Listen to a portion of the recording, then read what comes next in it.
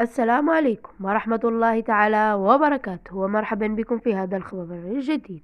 أولا ندعوكم الضغط على زر المشاركة ليصل إليكم كل جديد، والإعجاب إن أعجبكم الفيديو.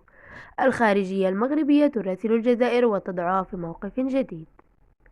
تسربت نسخة من طلب الذي كانت القنصلية المغربية في الجزائر إلى المصالح المختصة في الجارة الشرقية بغاية منح الترخيصات اللازمة لفتح المجال الجوي في وجه الطائرة المغربية، والتي يفترض أنها ستحمل على متنها عناصر أولمبي المغربي الأقل من 23 سنة للمشاركة في دورة الشان التي ستنطلق قريبا في القسطنطينة.